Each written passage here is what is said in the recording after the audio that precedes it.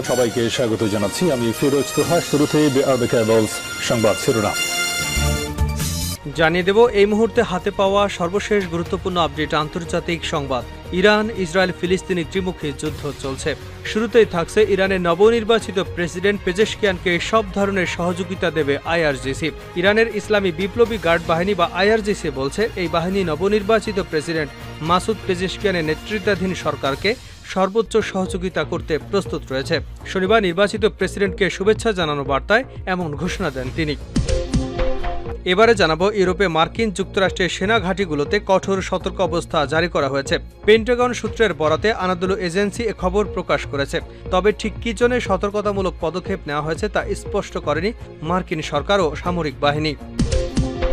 জানাবো, অযোধ্যার মতো গুজরাটেও বিজেপিকে হারাবো বলেন রাহুল। ভারতের সবশেষ লোকসভা নির্বাচনে চমক দেখিয়েছে কংগ্রেস নেতৃত্বাধীন ইন্ডিয়া জোট। নির্বাচনী প্রকল্প হিসেবে অযোধ্যা রাম মন্দির উদ্বোধন করেছিলেন প্রধানমন্ত্রী নরেন্দ্র মোদী। এরপর অনেকেই ধারণা করেছিল যে এখানে নিশ্চিত জয় পেতে যাচ্ছে তার দল বিজেপি, কিন্তু তা হয়নি, হিতে বিপরীত হয়েছে।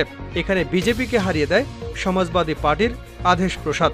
আর এবার কংগ্রেস নেতা রাহুল গান্ধী জানিয়েছেন আগামীতে তারা গুজরাটেও বিজেপিকে হারাবে। এবারে জানাবো, ইরানের সর্বোচ্চ নেতা আয়াতুল্লাহ আলী খামেনি জনগণের কল্যাণ এবং দেশের উন্নয়নে তার দেশের বিপুল সক্ষমতাগুলো ব্যবহার করা সহ নিহত প্রেসিডেন্ট রাইসির পথ অব্যাহত রাখতে নবনির্বাচিত প্রেসিডেন্টের প্রতি আহ্বান জানিয়েছেন। এবং সর্বশেষ জানাবো আন্তর্জাতিক সংবাদ। প্রবাসীদের জন্য দারুণ সুযোগ, নাগরিকত্ব দেবে সৌদি আরব। বদলে যাওয়া এক সৌদি আরব দেখছে এখন পুরো বিশ্ববাসী। পেট্রোডলার থেকে নির্ভরতা কমিয়ে এখন তারা ভিন্নভাবে ফুলে ফেপে উঠতে চায়। তাই তো একের পর এক কার্যকর সিদ্ধান্ত নিয়ে যাচ্ছে রিয়াদ। এতক্ষণ শিরোনাম শুনছিলেন, এবার বিস্তারিত। প্রিয় দর্শক, আপনি যদি এই চ্যানেলে নতুন হয়ে থাকেন, ভিডিওটি দেখতে দেখতে চ্যানেলটি সাবস্ক্রাইব করে আমাদের সঙ্গে থাকুন। আর এই ভিডিও সম্পর্কে আপনি আপনার মূল্যবান মতামতটি কমেন্ট বক্সে জানিয়ে দিন। আর হ্যাঁ প্রিয় দর্শক, জানিয়ে দিন ভিডিওটি কোথা থেকে দেখছেন। পেজেশকিয়ানকে সব ধরনের সহযোগিতা দেবে আইআরজিসি। ইরানের ইসলামী বিপ্লবী গার্ড বাহিনীর আইআরজিসি বলছে এই বাহিনী নবনির্বাচিত প্রেসিডেন্ট মাসুদ পেজেশকিয়ানের নেতৃত্বাধীন সরকারকে সর্বোচ্চ সহযোগিতা করতে প্রস্তুত রয়েছে। আইআরজিসির প্রধান কমান্ডার মেজর জেনারেল হোসেন সালামি শনিবার নির্বাচিত প্রেসিডেন্টকে জানানো এক শুভেচ্ছা বার্তায় এমন ঘোষণা দিয়েছেন। তিনি বলেন, একটি জনপ্রিয় বিপ্লবী বাহিনী হিসেবে এবং সর্বোচ্চ নেতা আয়াতুল্লাহ আলী খামেনির দিক নির্দেশনা অনুযায়ী আইআরজিসির সরকারকে সব ধরনের সহযোগিতা দিয়ে যাবে। শুক্রবার দ্বিতীয় রাউন্ডের প্রেসিডেন্ট নির্বাচনে ব্যাপকভাবে অংশগ্রহণ করায় জেনারেল সালামি ইরানি জনগণকে ধন্যবাদ জানিয়ে বলেন, তারা এবারের নির্বাচনে ব্যাপকভাবে অংশগ্রহণ করে একটি ইরানের জন্য রাজনৈতিক বীরত্ব গাথা সৃষ্টি করেছেন। আইআরজিসির প্রধান কমান্ডার বলেন, ইরানি জনগণ নির্বাচন বয়কট করবে বলে পশ্চিমা ইহুদিবাদী গণমাধ্যম যে প্রচারণার ধূম্রজাল সৃষ্টি হয়েছিল, ইরানি জনগণ তা অনেকবারই ব্যর্থ করে দিয়েছে। তিনি আরও বলেন, ইরানের অফুরন্ত সম্ভাবনা এবং সক্ষমতার সর্বোচ্চ সদ্ব্যবহার করলে এদেশের বিরুদ্ধে পাশ্চাত্য যে অর্থনৈতিক যুদ্ধ করছে তাতে জয়লাভ করা সম্ভব এবং এক্ষেত্রে নতুন সরকারকে সহযোগিতা করবে আইআরজিসি। ইউরোপে মার্কিন সেনাঘাঁটিতে কঠোর সতর্কতা জারি। ইউরোপে মার্কিন যুক্তরাষ্ট্রের সেনা ঘাঁটিগুলোতে কঠোর সতর্ক অবস্থা জারি করা হয়েছে। পেন্টাগন সূত্রের বরাতে আনাদোলু এজেন্সি এ খবর প্রকাশ করেছে। তবে ঠিক কী জন্য হঠাৎ এই সতর্কতামূলক পদক্ষেপ নেওয়া হচ্ছে তা স্পষ্ট করেনি মার্কিন সরকার ও সামরিক বাহিনী। পেন্টাগনের মুখপাত্র সাবরিনা সিং সাংবাদিকদের বলেন, আমি গোয়েন্দা বিষয় নিয়ে কথা বলবো না, তবে এটি ইউরোপীয় থিয়েটার অবস্থানরত সদস্যদের সুরক্ষা এবং নিরাপত্তাকে সম্ভাব্যভাবে প্রভাবিত করতে পারে। এজন্য সতর্কতা অবলম্বন করতে বলা হয়েছে। তিনি আরও বলেন, ইউএস ইউরোপীয় কমান্ডো আমাদের পরিষেবা সদস্যদের, তাদের পরিবার, আমাদের অবকাঠামোর জন্য সতর্কতা বাড়ানোর পদক্ষেপ নিচ্ছে। সেখানে অবস্থানরত কমান্ডারদের বিবেচনার ভিত্তিতেই এই পদক্ষেপ নেওয়া হয়েছে বলে দাবি করেছেন তিনি। ইউরোকাপ এবং অলিম্পিক গেমসের সঙ্গে কোনো সম্পর্ক আছে কিনা তা জানতে চাইলে তিনি বলেন, ইউরোপে সংগঠিত বড় ইভেন্টগুলো যা অবশ্যই একটি কারণ, তবে এটি অনেক কারণের মধ্যে একটি। এর আগে জুনের শেষের দিকে খবর আসে এশিয়া এবং ইউরোপের বিভিন্ন স্থানে মাঝারি এবং স্বল্পপাল্লার ক্ষেপণাস্ত্র মোতায়েন করে রেখেছে যুক্তরাষ্ট্র। দেশটির এমন কর্মকাণ্ডের জবাবে পাল্টা ক্ষেপণাস্ত্র তৈরির কথা জানিয়েছে রাশিয়া। প্রেসিডেন্ট ভ্লাদিমির পুতিনের এমন বক্তব্যের মধ্য দিয়ে বিশ্বে ক্ষেপণাস্ত্র হুমকি সীমিতকরণে যে আনুষ্ঠানিক চুক্তি ছিল তা কার্যকর থাকার শেষ সম্ভাবনা শেষ হতে চলেছে। ফলে আশঙ্কা দেখা দিয়েছে চীন সহ এই দুই দেশে আবারও অস্ত্র প্রতিযোগিতা মেতে উঠতে পারে। রাশিয়া এ ধরনের পদক্ষেপে এবং ইউক্রেন যুদ্ধ ঘিরে ক্রমবর্ধমান হুমকি যুক্তরাষ্ট্রের সতর্কতা অবলম্বনের কারণ হতে পারে বলে ধারণা করছেন বিশ্লেষকরা। অযোধ্যার মতো গুজরাটেও বিজেপিকে হারাবো রাহুল। ভারতের সবশেষ লোকসভা নির্বাচনে চমক দেখিয়েছে কংগ্রেস নেতৃত্বাধীন ইন্ডিয়া জোট। নির্বাচনী প্রকল্প হিসেবে অযোধ্যার রাম মন্দির উদ্বোধন করেছিলেন প্রধানমন্ত্রী নরেন্দ্র মোদী। এরপর অনেকেই ধারণা করেছিল এখানে নিশ্চিত জয় পেতে যাচ্ছে তার দল বিজেপি, কিন্তু তা হয়নি, হয়েছে উল্টো। এখানে বিজেপিকে হারিয়ে দেয় সমাজবাদী পার্টির আদেশ প্রসাদ। এবার কংগ্রেস নেতা রাহুল গান্ধী জানিয়েছেন আগামীতে তারা গুজরাটেও বিজেপিকে হারাবে। ভারতের রাজনীতিতে গুজরাটকে বিজেপির ঘাঁটি হিসেবেই চেনা হয়। সরকার গঠনের মতো পর্যাপ্ত আসন না পেলেও বিজেপিকে একরকম বড় ধাক্কা দেয় কংগ্রেস। তৃতীয়বারের মতো সরকার গঠনে এই প্রথম বিজেপিকে ভরসা রাখতে হয়েছে জোটসঙ্গীদের উপর। আহমেদাবাদে গিয়ে রাহুল গান্ধী দাবি করেছেন বিজেপি গুজরাটে তাদের অফিস ভাঙচুর করেছে এবং দলীয় কর্মীদের উপর হামলা করেছে। কংগ্রেস কর্মীদের উদ্দেশ্যে প্রতিবাদ সভায় রাহুল বলেন, একসঙ্গে আমাদের গুজরাটে তাদের পরাজিত করতে যাচ্ছি। আমরা নরেন্দ্র মোদী এবং বিজেপিকে গুজরাটে হারাবো, যেমনটা আমরা তাদের অযোধ্যায় পরাজিত করেছি। অযোধ্যার সংসদীয় আসন ফৌজাবাদে সমাজবাদী পার্টির আদেশ প্রসাদের কাছে হেরে যান বিজেপির লাল্লু সিং। ভোটের ব্যবধান ছিল ৫৪,০০০। এ খবর দ্রুতই ছড়িয়ে যায় বিশ্বজুড়ে।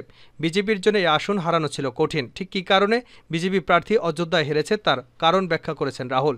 অযোধ্যায় বিজেপির নীতির সমালোচনা করে রাহুল আরও বলেন, রাম মন্দির নির্মাণের জন্য অযোধ্যার মানুষের কাছ থেকে অনেক জমি নেওয়া হয়েছিল। আজ পর্যন্ত নরেন্দ্র মোদী সরকার তাদের ক্ষতিপূরণ দেয়নি। দ্বিতীয়ত, কৃষকদের জমিতে অযোধ্যায় আন্তর্জাতিক বিমানবন্দর তৈরি করা হলো, এমনকি তাদের যথাযথ ক্ষতিপূরণ দেওয়া হয়নি।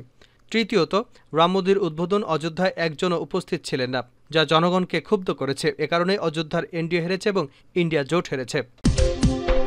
রাইসির পথ অব্যাহত রাখতে নবনির্বাচিত প্রেসিডেন্টের প্রতি ইমাম খামেনির আহ্বান। ইরানের সর্বোচ্চ ধর্মীয় নেতা আয়াতুল্লাহ আলী খামেনি জনগণের কল্যাণে এবং দেশের উন্নয়নে তার দেশের বিপুল সক্ষমতাগুলো ব্যবহার করা সহ নিহত প্রেসিডেন্ট রাইসির পথ অব্যাহত রাখতে নবনির্বাচিত প্রেসিডেন্টের প্রতি আহ্বান জানিয়েছেন।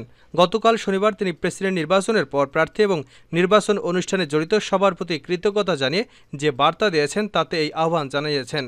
এই বার্তায় প্রধান কিছু অংশ এখানে দেয়া হলো। পরম করুণাময় এবং অশেষ দাতা আল্লাহর নামে।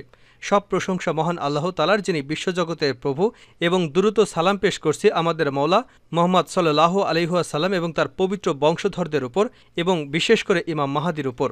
আমার আত্মা তার জন্য কুরবান হোক। তিনি বলেন, মহান আল্লাহর প্রতি ধন্যবাদ। সর্বশক্তিমান ও করুণাময় আল্লাহর সহায়তায় মহান ইরানি জাতি প্রেসিডেন্ট নির্বাচন অনুষ্ঠানে সফল হয়েছে। নিহত প্রেসিডেন্টকে হারানোর বড় বিপর্যয়ের পর খুব স্বল্প আইনি সময়ের মেয়াদের মধ্যে গত ২ শুক্রবারে হয়ে গেল অবাধ এবং স্বচ্ছ নির্বাচন।